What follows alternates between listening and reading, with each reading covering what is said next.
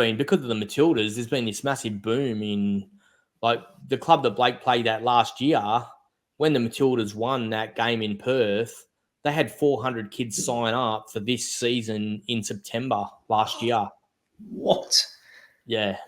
Today's guest, Corey Gay-Jonas, is doing some tremendous work in male-dominated industries, helping men to have the tools and the strategies to be able to help their fellow workers, particularly if they recognise that maybe there's something going on that's not quite right, something a bit out of the ordinary. So work that's literally helping save lives, powerful. And he's been through his own fair share of challenges as well. He also talked with great emotion of how much joy he gets from coaching his son and seeing his son successful in sport, and all of his children. He talked about those great moments of being able to pass on the knowledge that he's learned and how the positive impact of all of his own work that he's done on himself is having on not just himself, but his family, his parents, and his whole community. I'm Ian Hawkins, and this is Sport is Life. The purpose of sport, as I see it, is to see your vision become a reality. Find your voice, create strong connections, and learn to trust your body.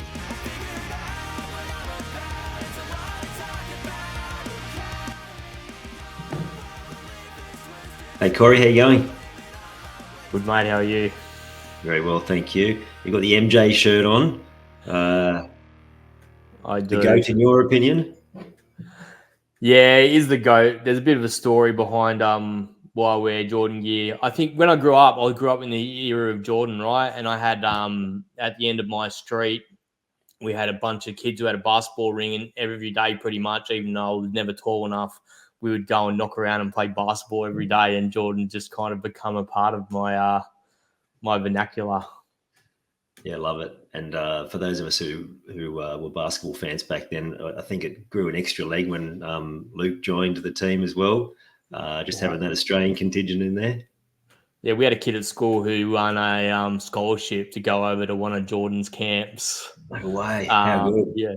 Yeah. So it was he was the popular kid at school for a few weeks at least. So good. I was in Chicago in '98 when the sort of the whole thing came crashing to an end, and picked up my genuine Luke Longley shirt because they were pretty much giving them away. I think it was $9. Seriously, $9. Yeah, I reckon there wouldn't be too many of them in Australia. Good times. And part of this podcast is to talk about some of those things. Did you have a sporting dream when you were a kid? No, I think I was just like, I was kind of like middle of the pack as an athlete, and so didn't really have any aspirations or wasn't chasing to go to the Socceroos. Just kind of enjoyed having a kick around and hanging out with the lads. I think was kind of more my sporting experience. Yeah, cool. And that such great memories, right? And I reckon we learned so many important messages in that space of knocking around with the local kids around friendship and around the politics of groups and clashes of personality and so on. Is that fair? Yeah, I think for us, like, we grew up, like, when I was at my dad's on the weekend, we were in a cul-de-sac and it was just a street full of kids, and like someone would wheel a bin out the front and we'd play street cricket all day. And then we'd play touch rugby on tarmac, so you inevitably lose skin. But you learn how to communicate, how to connect, how to organise things. Like, as a young bloke, you're organising a group of people, drag the bin out, and then you're like knocking on everyone's door. Hey, come out and have a kick. I've only got an hour because I've got to go. And then you're like, why are you sitting on the curb? So yeah, you definitely learn how to connect and communicate with people for sure in those spaces. Yeah, absolutely. And we got connected with one of my clients, reached out and put me in contact with you and shared one of your posts that you put out about parents in sport. And I know this is a huge problem across the country and a lot of UK and US as well. Are you happy to share a bit about what you observed and given what you know about people and some of the lessons through any of that? Yeah, I think it's interesting because I coach my son, and sometimes I can be like, even though I'm the coach, I can be like one of those parents that's kind of like on the sideline and being loud and shouting and encouraging the kids to do, and that can be perceived different ways by different people Yeah, in yeah, those situations. But yeah, I guess I see a lot of parents who, I guess there was an experience with a young kid that I was coaching. His name is Patrick, and he only had a left foot. And the coach on the other team and one of the parents was shouting out, "He's only got a left foot. Shut him down. Shut him down. Like he's useless." Like really tearing this kid down. And I just I ended up saying, "Hey, like you need to tone that down," and then end up taking it to the club. But the sad thing is like that it didn't actually go anywhere, right? Like it just kind of everyone wanted me to just be quiet about it. Like my club was like, "You can't go direct to other clubs and talk to them about this stuff." And then I'm like, "Well, can we close the loop? Can we close the loop?" And there's this real like resistance to close the loop on those kinds of behaviors, particularly when we're not he was actually tearing a kid down on my team, like on the opposite team, not even tearing down the kids on his own team. And then you got the dad on the other side who's screaming out like Lincoln, Lincoln, Lincoln, Lincoln, like. And when you go home, you've got this like voice in your head, and like when your son says, "Hey, I'm glad you're not like Lincoln's dad," like yeah, you kind of feel sorry for those kids who are like, I guess with that particular dad, there's this like essence of like, I want my son to be pro because I wasn't good enough and that was my dream, and et cetera, et cetera. So we kind of see this pressure for kids to be something that often parents want their kids to be, and the kids might not actually want that. So I think there's that part of it. In yeah, that for sure. particular post was really talking about like the explosion of soccer or football, whatever people want to call it in Australia. My young bloke, he wanted to try out for NPL, right? So in Perth, NPL is like the top tier of football, and the way that it works is if you have a Division One team in the men's group, then Yep. you have an NPL team as well. So he was trying out for NPL teams. It was really just observing like how different clubs kind of approach that Yeah, process. So yeah, one club was like, no warm up and go play a game of like 8-a-side on a pitch. It's not the same size as the pitch they would actually play on. And I'm just like, what they were actually looking for was like one star player. So they're having tryouts and they're letting down a whole bunch of kids, right? And then you go to a different club where they actually kids get to like do a proper technical warm up and actually get to see how well kids listen, how do they approach the team, how do they interact with other players. So they were really smart technical aspects to that training. And then they played a game, and he kind of got through 3 tiers, and then he missed out on the last tier of tryouts, which is fine. Um, but then, interestingly enough, they said, "Oh, come down and play in our Metro League team. That'll create opportunities to go up into the NPL team." But what I found was that the club, the NPL team, and the facilities they had were like unbelievable. And then, but the junior facilities was like this rundown oval with a sea container on it, with all the gear shoved in a container, and really rundown facilities. And then when they sent out the fees, it was like $550 for this club that's in a real low socioeconomic area. We had to kind of travel 30 minutes to go to that club to play with them. yeah. And then we end up trying out for a local club, and there's a story around that as well. But their fees were $350. So like, why is like a low socioeconomic area charging so much for kids to play football? Like I think That's just for clubland that they're the prices. that's under 13s like community football. Whoa, wow. And then we end up paying $350 at our other clubs. So there's a $250 difference between the two clubs, which I Yeah, just don't really understand. And the club that he ended up playing at, they kind of had this. They didn't open. Normally, you just go on to Football West and you register and you sign in. But what actually happened was they closed registrations and didn't register any players, and they were in tryouts for community football. Then they picked the best 30 kids for each year group. So then kids who might not be a good footballer actually end up missing out, right? Because most of the clubs that just have open books were already over prescribed, like Fremantle Footy Club, they're under 12 girls. They had 2 teams last year. This year they have 6. So, A, you need parents to volunteer, which is an issue. And B, Yep. you need space to be able to train and have games and do all those things as well, right? So I think there's this real energy at the moment for some clubs where they want to be more than community clubs. So, and that comes back to, again, it comes back to like parents, right? The director of that football club that we're playing at, he's got a background in European soccer and he wants to create something of excellence, right? Which is cool, but don't call yourself a community football club if that's what you want to be, right? Like, be transparent about it, that you're going to try out, and if you miss out, because what we've seen in the Facebook groups is parents going, I haven't got an email about my son. So then not only these kids are missing out, but they're not actually communicating to these parents saying, hey, sorry, your kid's missed out on XYZ either. So there's this real disconnect poor there. So running of, yeah. They're going to miss out on playing altogether if they don't get their act together almost. Yeah, well, you had to be registered in January if you wanted to play anywhere this year, right? Really? For soccer. So there's it's just been because of the Matildas. There's been this massive boom in, like, the club that Blake played at last year. When the Matildas won that game in Perth, they had 400 kids sign up for this season in September last year. What? Yeah.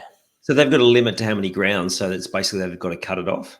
Well, they have to, right? Because man, there's only so much space. So there's this real thing happening. I guess I'm just aware of like the soccer stuff because that's what my kids play. So yeah, it's really interesting just seeing how that's kind of playing out at the moment. And my son's good enough to kind of get a spot, but we didn't shut down the spot with the other team until he was guaranteed a spot in that team, right? Because we don't want him to miss out altogether. Yeah, 100%. Wow, I didn't realize that. So we basically, the number one goal that community clubs and definitely our community clubs, our community club is about making sure that the players come back next year, right? That's first and foremost your primary concern. If you want to have built-in things there to help them be better, then I'm all for that. But we shouldn't be losing sight of the fact that it's about giving youngsters an opportunity. But we've got enough grounds at this stage playing Saturday, Sundays, and they've extended to some Friday nights, some sort of later time slots on a Saturday night. But so there's just not enough infrastructure there in the West. No, it kind of feels that way, yeah. Yeah, right. Is that because it's predominantly AFL that takes up most of that, or is it just a product of the extreme growth? I think it's just a product of the extreme growth. I just don't think anyone really saw what the net effect of marketing, essentially, like the marketing that Matildas had. You know, we went to our local club and watched the Matildas play, and like just in a local footy club, there was, I don't know, 400 people up at our soccer club watching the game. You know, like they just they inspired kids to dream, right? And then to dream and to have a go. Yeah, 100%. So for you said you're getting a lot of joy out of coaching. You've coaching your young fella and watching them, your kids grow up and in that sort of space. What are the sort of key lessons that you're able to impart on them through that sporting journey from everything you've learned? When we'll get into more of the other stuff that you've been learning in business, but what are the parts that you really love being able to instill in them? I think what I love to instill in kids is like my core values. Really, like I want them to have respect. So I want them to shake hands at the end of the game, whether they've won or lost. And my young bloke is not great at the losing part.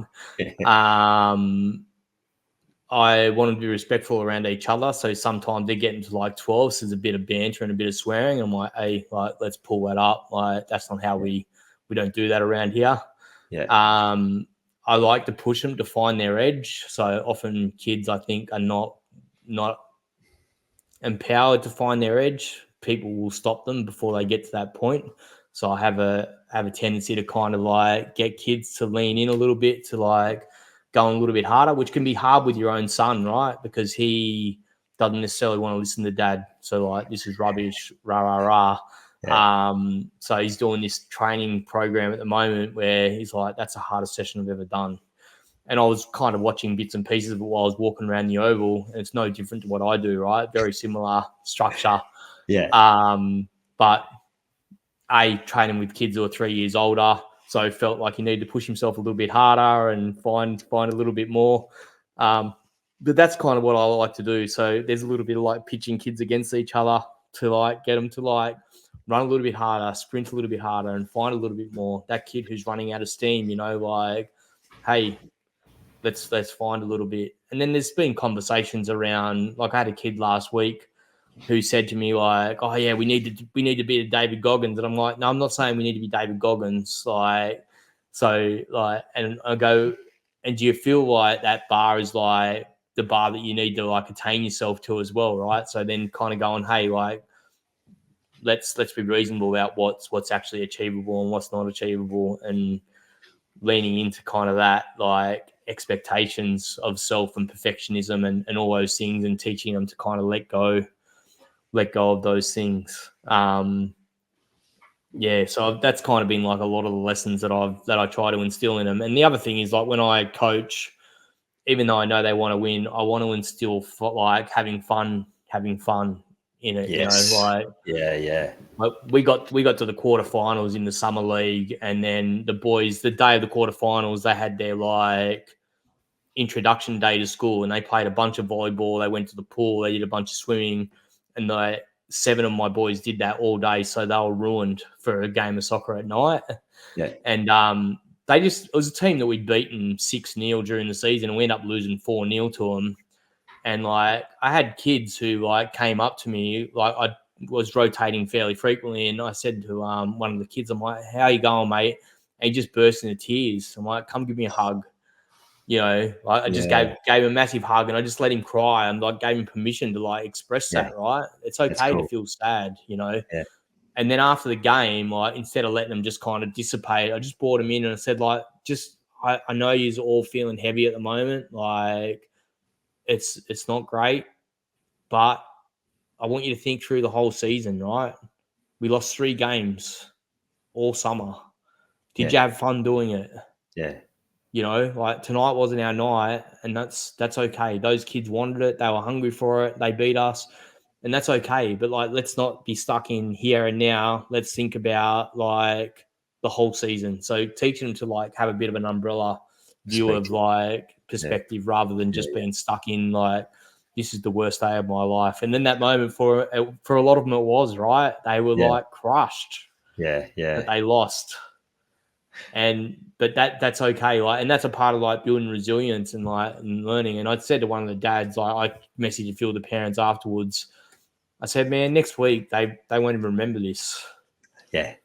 Like, right now it's brutal, but next week they won't remember. And they just have high expectations on themselves. Like, all the kids that were playing had very high expectations of themselves. So there's a bunch of lessons to be learned in coaching young people. 100%. And they teach us through that as well. That ultimately, in sport, there's only one team that can win on the day, and in a competition, there's only one team that can win everything. So if we're making it all about the winning, well, then we're losing sight of what it's about anyway. Because it's all those things that you talked about. It's the life lessons, it's the resilience, it's the learning to be better people. It's making sure they're having fun. Because if they're not having fun now and that, they're going to take that same sense of not having fun through into whatever walk of life that they end up in. Yeah, and even dropping back into that parent piece, like I've got a young guy who plays for me, and I'm like, I said, oh, what was the best thing about? I often ask them at training, like, what did we do really well last week in the game? What did we not do so well? And then I frame the training around that, so they can kind of like, okay, we did this well, we didn't do that. And then I let them, and then we do a fun activity at the end, right? Whether it's a game or just bombing shots on goal or whatever that is. But I get them to say, what didn't we do well? And they're like, well, we didn't do through balls, or we weren't operating in the triangle. Like, so, And then I go, okay, so what would a drill look like? So even though in my head I know what the drill is, I want them to tell me what the drill is. So they're then going, oh, we can do this drill. And so it's really this education piece of like letting them build their own wisdom. But interestingly enough, one of the kids said the best thing about the game last week was like that my mum didn't tell me that I could have improved anything during the game. I'm like, Mace, I roasted you after that game, man.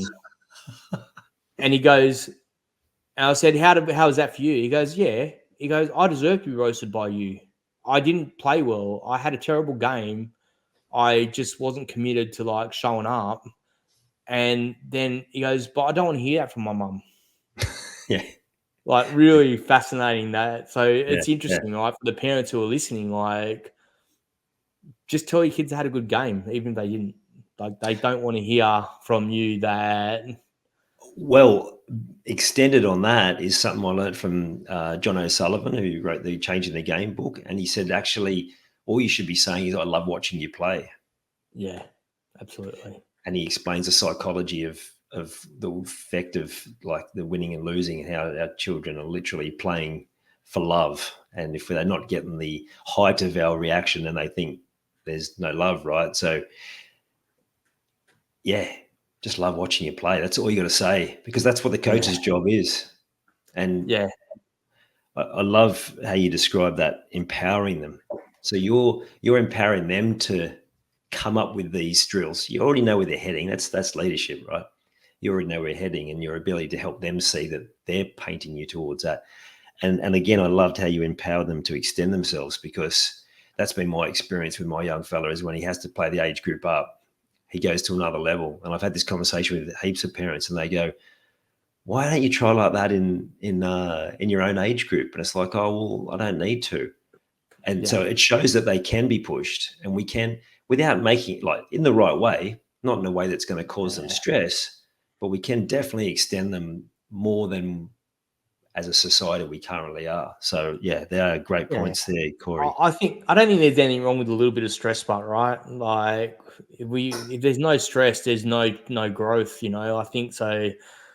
For me, I think like giving them a little bit of stress is okay, but it's like how do we manage the bits and pieces around that Controlled environment. Instead of them throwing in the deep end where they've got no context and no structure, where that's just going to tee them up for failure, actually give them an opportunity to experience that stress in a controlled environment where you can be there to support and whatever else. I think that's perfect. To me, that's one of the great parts of sport when it's done right. Yeah. Now, you've now doing work in a space where kind of similar sort of lessons, right? But for men, and I love that to know, because I've had a few people who have worked in the mines, and they've described how challenging it can be in terms of something you talk a lot about, emotional intelligence and the lack thereof.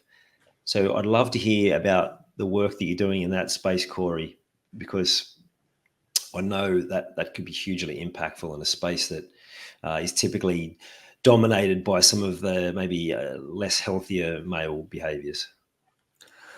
Yeah, I think the work that we do in that space is our core program is called Breaking the Circuit, which is all about teaching men and women in the mining space how to understand stress and the impact of it and where it comes from and why it shows up. And the way that we do that is through storytelling and creating connection. Really is the core essence of it. And people will come up and go, oh, that was me. You know, I talk about how I used to be very angry and disconnected from my heart, and how now I want to show up as kind, caring, and loving. So set the intentions of like who I want to show up as, and really create opportunities for people to be able to have an open conversation about mental health. So I guess I had an experience at work where the short version is someone passed away at work, and I was very closely involved in the situation, and it just broke me emotionally. So I share that story. But funnily enough, the company that I was working for, when I dislocated my shoulder and had shoulder surgery, they hired someone to drive me around because I was making so much money for them as a sales manager. Yeah. And then when this incident happened and I had PTSD and depression, they hired private investigators to follow me around. So such a stark contrast right? So the reason I do this work is to help leaders understand how to be empathetic and how to connect and how to have conversations with their staff. And the other thing I do is talk to men about having conversations with their mates.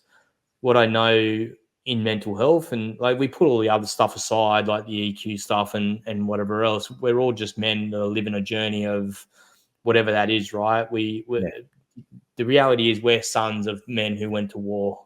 Yeah. And if they didn't go to war, our grandparents went to war, right? Yeah, 100%. So, and it's not an excuse for us to behave the way that we behave, but we're products of generations of trauma, So I think that what I converse with men is I try to convince them that they don't need to be a psychologist or a counselor to check in on a mate. Yeah. And I give them I take mental health first aid and I pull that down into 10 minutes of this is how you have a conversation in really relatable terms for men and women in the mining space. And at the end of the session, I go, who here feels like they can have a conversation with a mate now? And 9 out of 10 will put their hand up. So that's really my mission, is because what I know, even myself as a guy who suffers with mental health challenges at times, is that I won't reach out to my mates when I'm in a hole, right? Yeah. I just don't. And I say to people all the time, reach out, but I'm not going to reach out to my mates when I'm not in a great space. So that's just a truth for men in general. So if we want to change, I believe if we want to change what's going on in mental health, we need to be more proactive in checking in on our mates. Yeah. But the scary stat is I think in Australia it's 1 in 4 men don't have anyone to talk to. 1 in 4, and it's just a crazy stat, right? I'm surprised it's not higher than that, to be honest. Well, it probably is. That's just the people that are willing to say it, right? Yeah, true. And then even then, it's is that space one that's conducive to improving their mental health as well? So what I love about what you described there is giving people the skills to reach out, because often when you reach out to someone, the general reaction is, no, I'm fine, because there's this feeling for men that I should have my shit together. I should have this sorted myself. Yeah. And I get that a lot. And it's well, no, haven't been taught how to. And I use that expression that you talked about before, about 2 generations ago, we were in World War, and I reckon some of that PTSD hasn't been passed down, and worse, never diagnosed, never treated. And of course that's going to have an impact. Not an excuse, as you said, but it's definitely going to have an impact. Yeah, so our generation and our kids, they have a choice to break generational trauma, right? They say 5 generations it takes for trauma to get out of the cycle, unless someone intentionally decides to change it. Oh, I got goosebumps through that, and that's it, right? Unless someone intentionally decides to change it. So good. And everyone listening can be that person. You can make a decision that you'll be that person. And even if your children are starting to grow up, I'd love to hear your thoughts on this, but I've had countless examples of when people make changes, they've seen that flow through to their children. They've seen it flow through to their other family members, because it can't help but flow through. When you show up in a different, more positive way, it can't help but flow through. Mate, I seen my dad cry for the first time in 50 years last week. Wow. Just because you gave him a safe place to talk? Just random meeting in public. He's doing some work with his daughter, and he just said, I'm worried about her, and just started crying. So and the guy that I was with, he's like, that's you. The work that you're doing is healing 100%. everyone around you. Yeah, 100%, mate. And again, it's everything that you're talking about and everything that I feel for you is that you do create a safe place where that is okay. And to me, that's one of the greatest gifts you can give, not just men, just people, is to feel safe to open up. And I imagine you much like this conversation with my mum, because she's shared lots of experiences with this herself, where random strangers start opening up, and she goes, what's that about? And I'm like, well, it's that safety. It's that safe place, right? Wow. Yeah, 100%, man. And I think I think when we share a little bit of ourselves, it gives people, as leaders, if we're a leader in a business, if we share a little bit of ourselves, it's going to give our people permission to share a little bit of themselves. From a leader's perspective, I think as individuals, it's like observing a specific situation. So mining, it's really easy to see patterns, right? Because they're creatures of habit. We're all creatures of habit. We all have our own patterns, right? My pattern at the moment is to get up and go for a walk every morning. If I didn't go for a walk, my wife would go, "Why didn't you go for a walk this morning?" Because it's a She change in knows pattern. she knows the impact. Well, no, not necessarily. Just because she'll want to understand, like she knows I have mental health stuff going on, so she'll just notice the pattern and go, Yeah, right. "Hey, this is." But often my boys will go, "Did you go to the gym or did you go for a bike ride?" Like when I was in some of my heavier stuff, like exercise is so important for us. But I kind of mindset, we're with the same group of people for 9 days or 2 weeks or whatever it is, right? So you might have a guy. The example that I use on site is you've got a guy who comes to the wet mess every night and has a few beers with the lads, and then goes back to his dom, and all of a sudden he's not doing that. He's just grabbing 4 beers and going back to his room. Yeah. So the conversation is, instead of "Are you okay?" "Hey Steve, I've noticed that you're not coming to the wedding anymore. You're taking your beers back to your room. Is everything okay?" It's a really different question, right? Because they're Yeah. being seen. Yes, that's And when good. someone's being seen, it gives them opportunity to actually think. And then all we need to do is give them silence, right? We Yeah. need to like resist the urge. So the uncomfortable silence, sit Yeah. in that uncomfortable silence and give them time to think and process so they can come from here and share what's going on for them. And So then once good. they do that, all you need to do is say 3 words, right? "Tell me more," and let them speak. Yeah. It's not the time for us to share our war stories and get in competition with them. "Oh yeah, mate, that happened to me. My missus left me and rah, rah, rah." At the time is just to go, "That must be really difficult. Tell me more." And just give them time and space, right? And then when they're finished speaking, all we need to say to them is, "What do you need to do next to improve on this situation?" And they go, "I don't know." Give them some options. It might be their EAP. It might be their psychologist. It might be their brother. It might be their GP. And go, "Which one of those works for you?"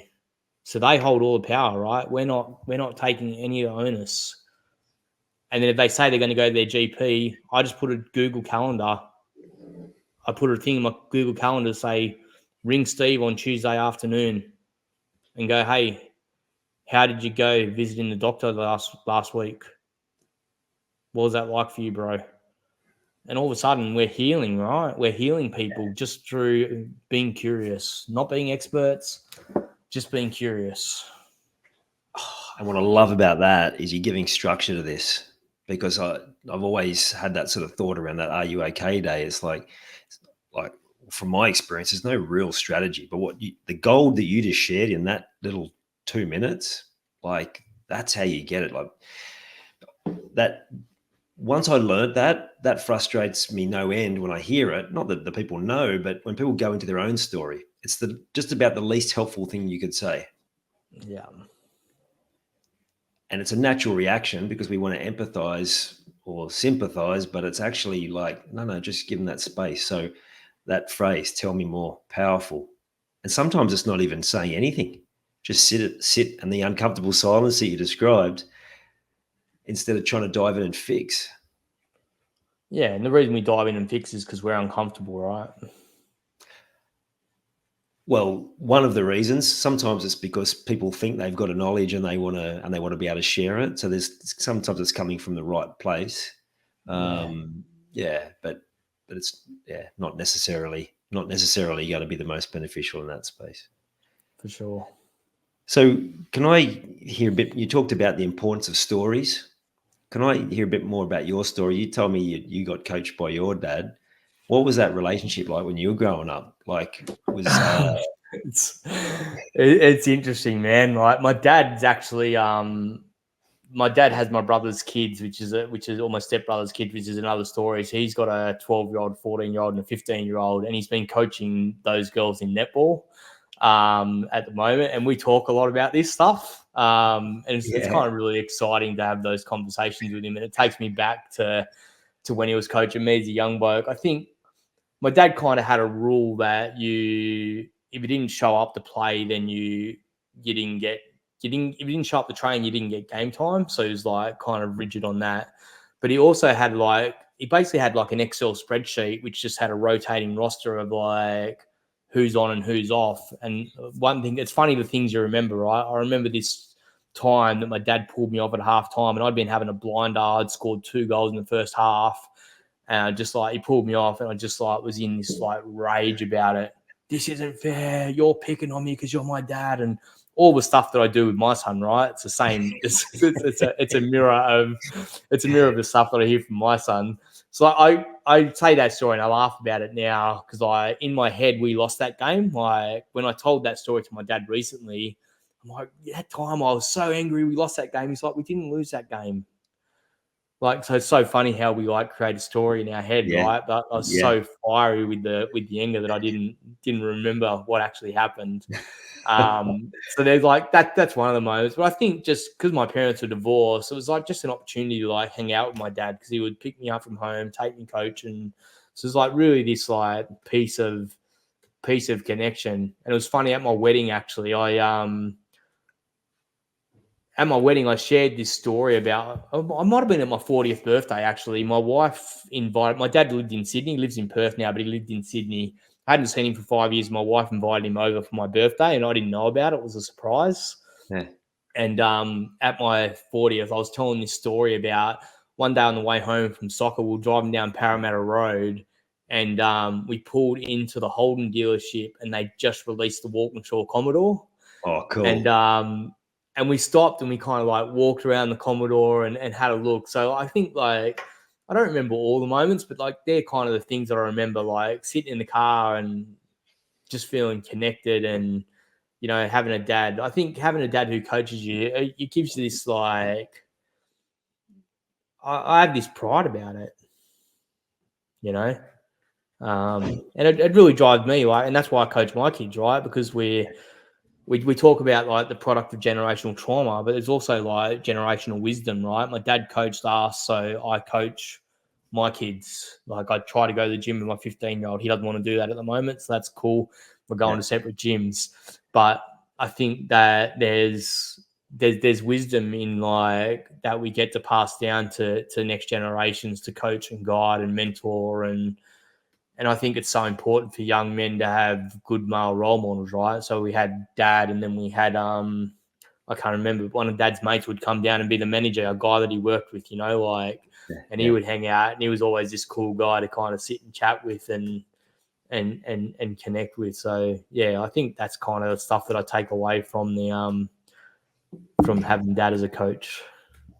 Powerful. Funny, like my dad was definitely a role model in that space in terms of he did a lot of helping and he volunteered in a lot of different spaces, but I wanted nothing more than to have him coach me. My brother did, which was awesome. And that's perhaps even thinking about it now, like it impacted me because I started coaching when I was a teenager as well.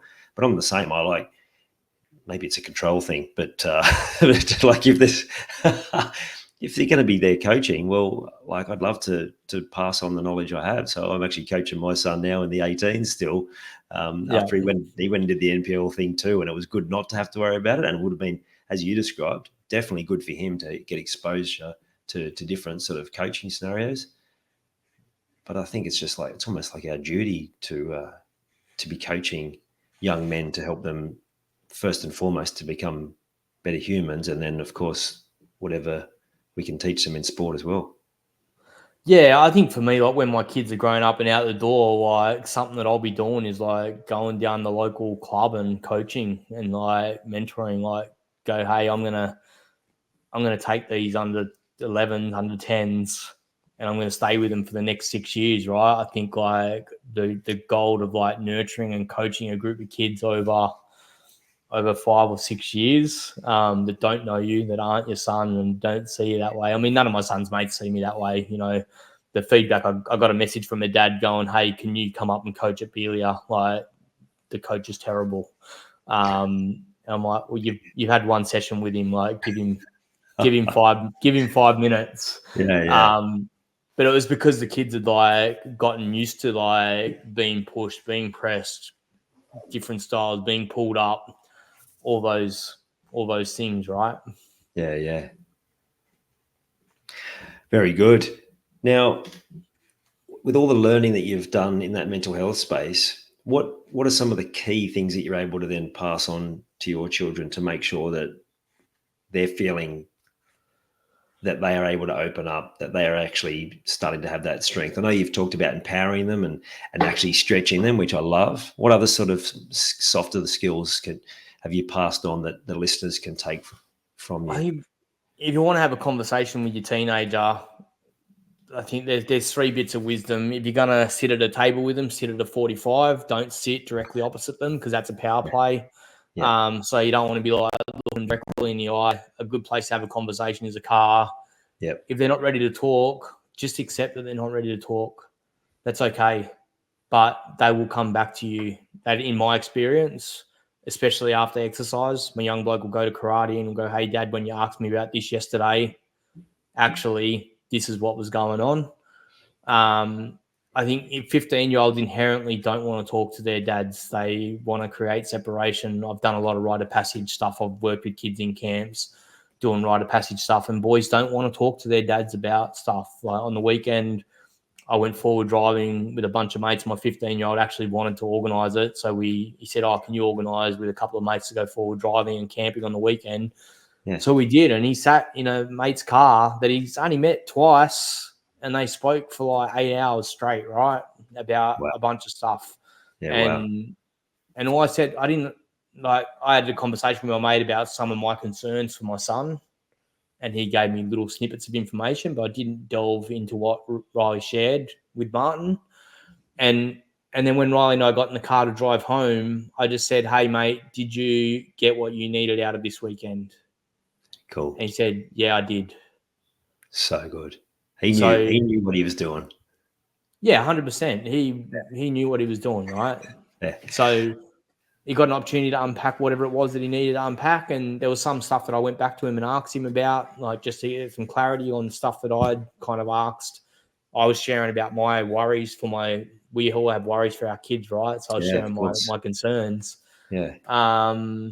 But yeah, I think sometimes we just need to accept that our kids don't want to talk to us, and that's okay. But then who can they talk to? Who's the tribe, right? Who's the uncles? And it might not be an uncle per se, but I just call them uncles, right? Yeah. You know, my mate Andy, he's got a little 4-year-old son, Evan, and he's like, "Uncle Corey," you know, like, and it's cool. Like, I get to be his uncle for the next X amount of years. They'll be like, in 10 years' time, he'll be sitting in my car. We'll go forward driving, right? Yeah. I'll be the guy who's having that conversation with his son. Yeah. That's cool. Yeah. And I think the thing that really sort of stood out there is that they might not inherently want to talk, but they do want to know that there's that opportunity. And it's really through those skills that you were talking about with men. The moment you go in with your teenagers and try and fix things and you try and give them all the solutions, or you try and, like, I remember it maybe justifying other people's behavior by trying to explain why. They don't care about that. They just want a safe place for you to listen without judgment. And the more that you can do that, which, given what you've already described, I imagine that's what you're doing, then you're giving him permission to, one, to open up to you, but then to have the courage to open up elsewhere as well. What you described that you're helping with men, to me, that's just something that you can transfer across all age groups because of the impact it will have in allowing them that safe space. Yeah, I think like the analogy is like we just need to let our teenagers jump in the deep end, but let them know we're sitting on the edge of the pool whenever they want to reach out. Yeah. And that's all we need to say. And it's the same thing. Like I talked about observing patterns, right? I just say, like, the comment might be, "Hey Riley, like we had a blow up last night about the way you spoke to mum, and like I'm still your dad, and I expect you to behave in a certain way regardless of how you're feeling. But B, I'm also concerned that that's not your typical behavior. So what's sitting underneath that for you? If you want to talk about it, I'm here for you." That's good. So I think there's still like that role that we need to be like fathers and go, "Hey, these are the rules and this is the boundary, and you crossed it. And I know you got stuff going on and I care about that stuff, but that doesn't justify the behavior. If you need to go for a walk or whatever, there's another outlet. What is that outlet? Do that instead of 100%. screaming at us."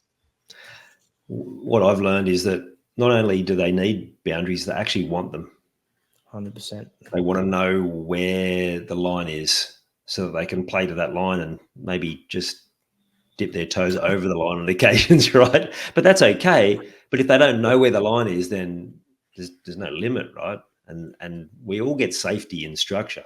So if nothing Yeah. else, providing that structure. Even my 12-year-old this week, he's gotten into going for a walk in the afternoon to stretch his legs. And I'm like, so the first day I didn't know, he kind of snuck out without me knowing. I was at the front washing the car, but I must have just walked out the back as he left. And then the next day he goes, I'm going for a walk. And I'm like, I'll come with you. And he instantly said, you don't trust me. And I'm like, no, it's not about not trusting you, mate. I just want to come spend some time with you. But he was stuck in like this trust piece, right? So in those moments, we have to make a decision as a parent. I had to make a decision as a parent to go, okay, I want to go for a walk with him, but he's going to perceive it this way. And I can tell him it's not that all day long. I can just let him go. And maybe he just needs to spend some time on his own, in his own thoughts. And the only reason he's walking is because he's banned from video games at the moment, right? Because he crossed a boundary. Yeah. So, yeah. And again, it's that fine line of what age do you stretch the boundary? Where do you let them go a bit further? And that was the post I commented on as well. I'm like, sometimes it's like, it's not that we don't trust you, but maybe I don't have full trust in humanity for you to go walking at that age or something like that. Yeah, for sure.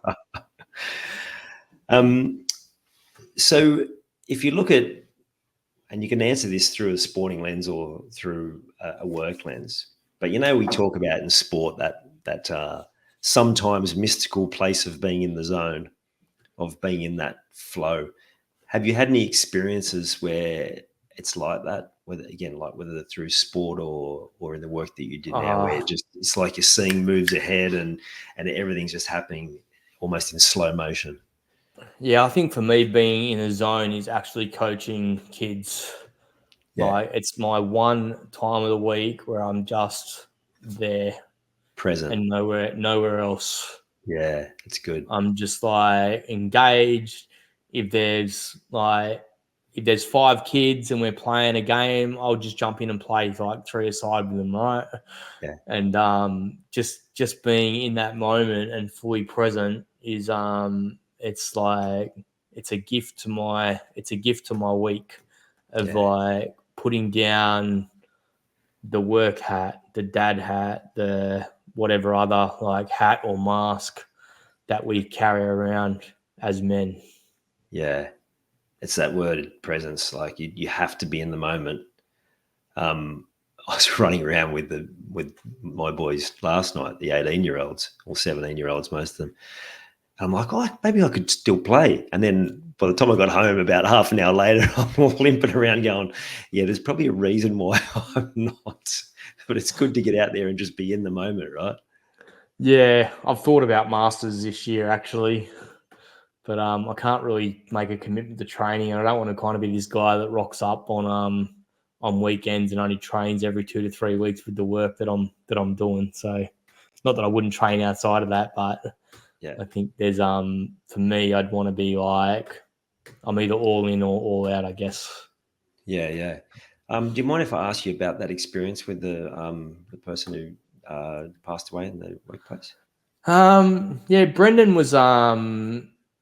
had worked with me at a number of different companies, and I was in managerial roles, and at one company he rocked up drunk a few times, so we had to let him go, and then he came to another company and asked for a job and ended up laying a burnout on his Harley Davidson in the workshop because someone had pissed him off, so we let him go. And then at this other company, Brendan came up and said, he didn't ask me for a job. He went to my ops manager. I was like general manager there. Went to my ops manager and asked for a job, and the ops manager came up to me. It's funny because he'd come to a company in between that, and I said, don't give him a job, right? There's nothing but trouble. And then 2 years later, he ends up at this other company, and the ops manager said, Brendan, what's his history? Like, he's worked with you a few times. And I just said, look, man, I don't know. Like, I didn't want to taint the thing. I said, why don't you just give him a trial and see what happens? He ended up working there for about 18 months. Anyway, on this particular morning, my ops man, he was off because he just had a baby. So I was like, as we do, stepping in and covering all the roles. And I'd asked Brendan to move a ton of steel, and he ended up getting crushed underneath the steel that I'd asked him to move. And I'd gone back out to let my customer know that he was going to get his work. When I came back from the factory, it was just silent. And I ended up because I'd been in the military, I ended up going into rescue mode. And somehow I ended up sitting with Brendan with his head on my chest while we were going through the process of rescuing him. And Brendan's last words to me were like, "Don't let me die." And then I passed him off to paramedics, and I was the last person that Brendan ever seen, right? So yeah, I use the analogy. I think about I've got a couple of analogies for it. Early in the piece, I used the term like my brain box exploded, and what I actually did was I just started riding my bike. Like I just vanished from the world. So a bike was a good place just to be on my own. So I would get on my bike and I'd ride from my place to Kalamunda, which is probably 45 Ks. And then I'd sit at Kalamunda for the day at Araluen or somewhere else by a dam. And then I'd get on my bike at night, late in the afternoon, and I'd ride back home again. And some days I'd just ride like 150, 200 Ks. And then people are like, "Why are you riding your bike so much?" So I end up signing up to try out for the world amateurs. So because then and when people go, "What are you doing?" I'm training for the worlds. So all of a sudden I didn't have to talk about why I was doing it, right? Why am I avoiding the world? I'm training for the worlds. I've got a nutritionist. I've got a coach. All these things, right? But the beautiful thing about that was, I guess there's two things that kind of happened, right? I lost my network at the time. So all my co-workers really vanished, and our network usually is people that we work with. Yep. And my mates that I had outside of that network, they didn't know how to be with me because I was just like super aggressive, arrogant, funny, easygoing, kind of larrikin Aussie bloke. And then I wasn't. Yeah, right. I was broken, right? So I would cry and I'd talk about my stuff, and because that's what was real for me at the time. You know, I had PTSD and depression at the same time. So I needed time to heal from that. So, and the bike was actually a place like the guys that I went forward driving with on the weekend. They're guys that I met riding bikes. Yeah, So being able to take those relationships of bike riding and turn them into real relationships, right? And that's a real challenge. Like, I guess when we talk about isolation, if men want to connect with people, go do something you love and connect with people. Yeah. Like, stop saying I'm lonely. Just go and do something. Of course, you'll only be sitting in your lounge room watching fucking TV. Yeah. But if you get out, go down to the local football club, volunteer. Like, I ran into a guy, he's like, "Oh, I don't see my kids. They're 18, they're 19.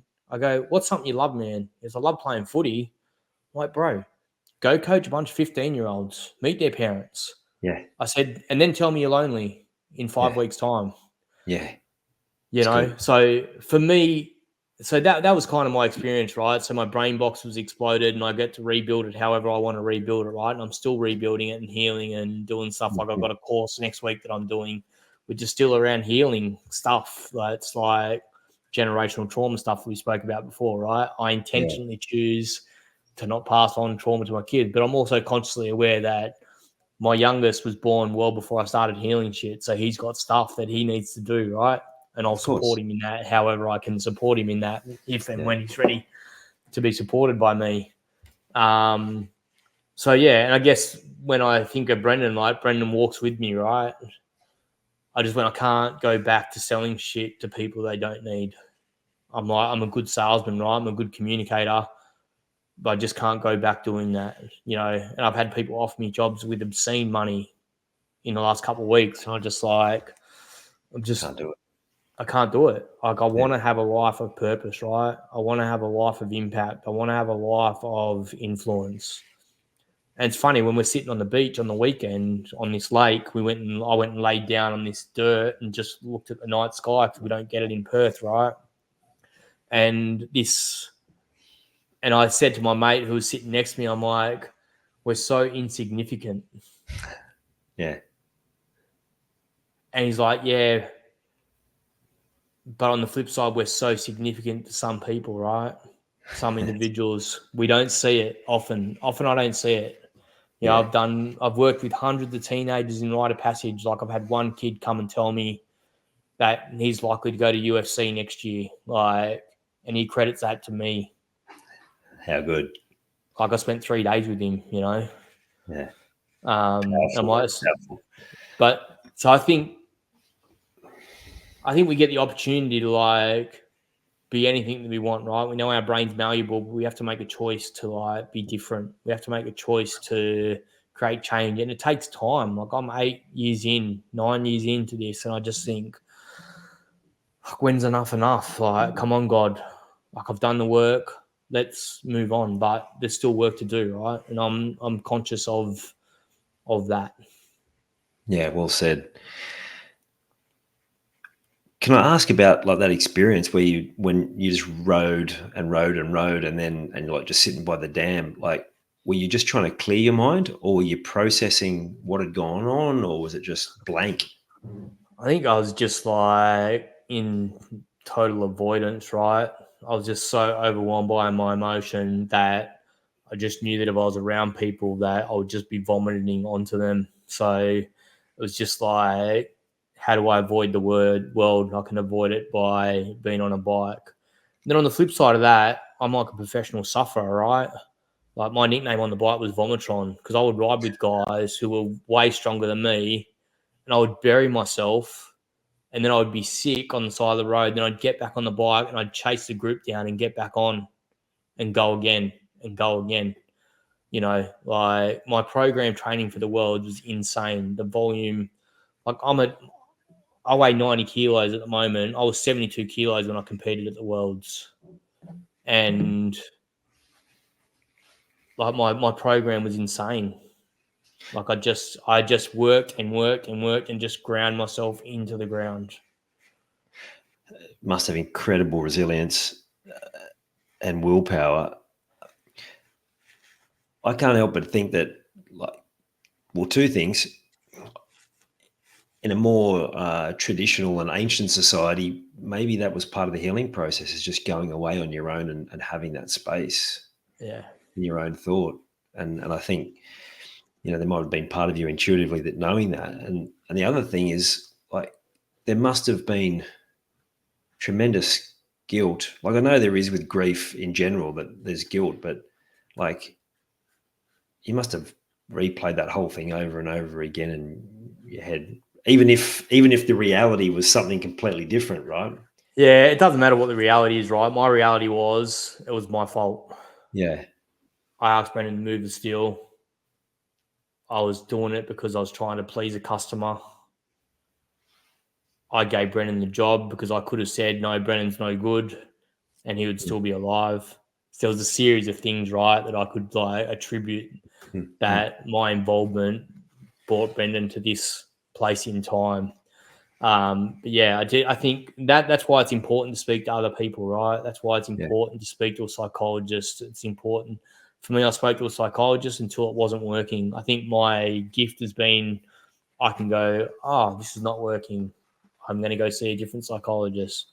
Yeah. Maybe psychology is not the right thing. I'm going to go like study some Eastern philosophy. I'm going to go sit with some Buddhist monks and talk to them about this. I'm going to go sit with priests and talk about this. Like I literally like explored spirituality to the depths. Like I would ride to a monastery in my cycling gear, and I'd go sit with monks in my cycling gear. Cool. And then I'd go visit priests, like local priests. Like I had a standing appointment with priests on a Thursday morning for, 18 months. You know, I met a coach who was a guy that I did personal training with, who's an amazing coach who has spent a bunch of time in India studying Eastern and Western philosophy. It does like meditation processes and deep inner child work. And it's just like been this exploration of like discovering.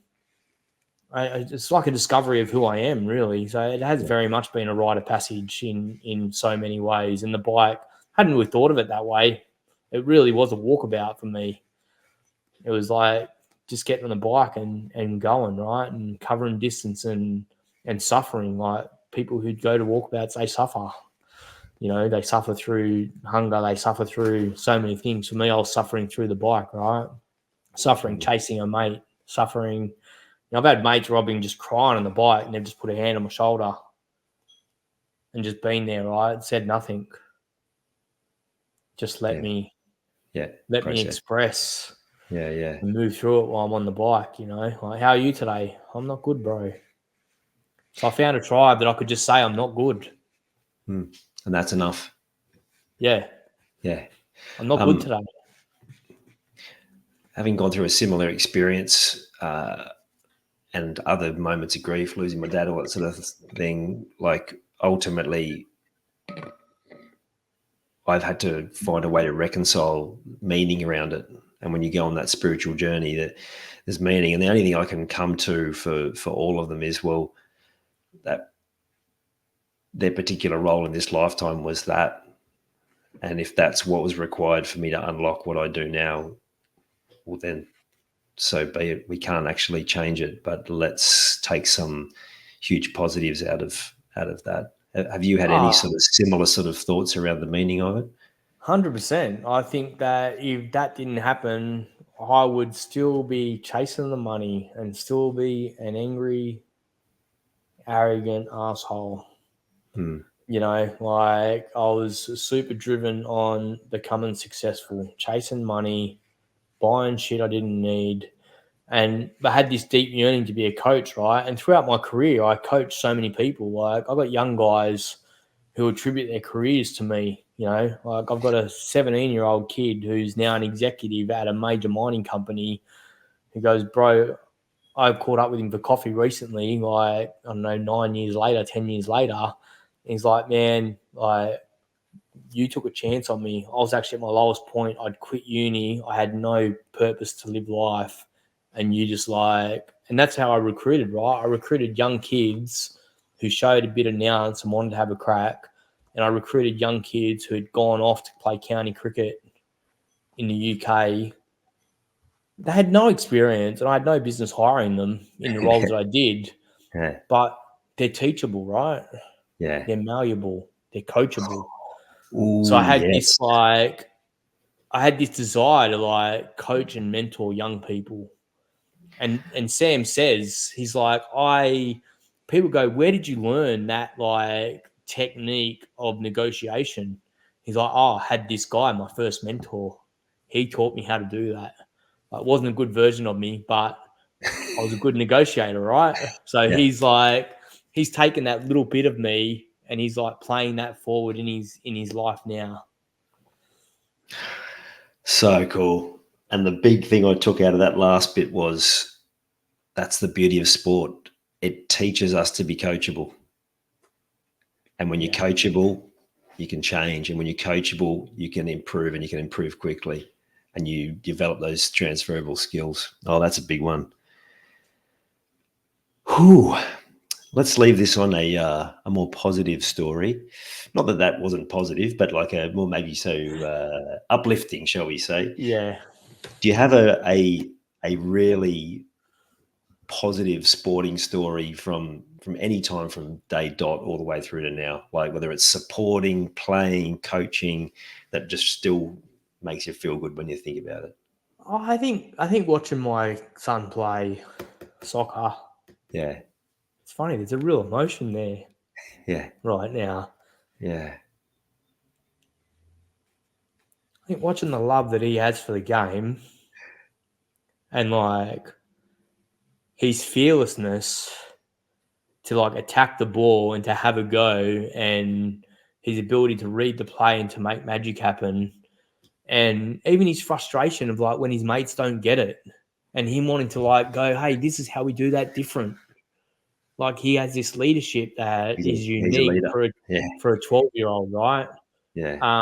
He doesn't know how to lead yet, so he's still learning that, right? But he has a passion for it, you know, and like seeing him score from like on a small pitch under 11s, like receive a ball and then lace it into like top bins, as they would say, from like just inside the half, like, and then seeing the celebration of not just him but all of his mates, like those moments, like he'll tell that story, you know, like watching him last night. He went down to this development squad last night, which isn't a club, it's just like an academy. And like there's two kids in year 7 and everyone else is like in year 9 and year 10. He's like, it was hard. And I just watched the last 10 minutes. I kind of let him be without me being around. And then I came back and watched the last 10 minutes. And they were playing a game. And I was like watching him and I was watching the older players. And they didn't want to give the ball to him. And then a moment later, he took the ball off another player and like scored a screamer of a goal, right? And then a moment later, someone's got him pinned down. And he knows in his head, I can't beat this kid. And someone calls him name. He turns and lays it off and then moves into space, gets the ball back, and then scores again, right? Like watching things like that is magical for me. And then celebrating those in the car with him, I'm like, man, like that was amazing to see. Yeah. Like you knew you were pinned, but in your mind, you're like, I'm not going to beat this guy. And if I try, I'm going to lose the ball. And the most important thing is to keep the ball so I can lay it off, right? So it's just like, yeah, that's my story, man. Like just watching my son and the love that he has for the game. Love it. And if we could take anything from sport is making sure we don't lose that love for the game. It's what it's all about. And it gives us moments like you just described that fill us with emotion and joy and all of those things. Thank you for sharing that, Corey.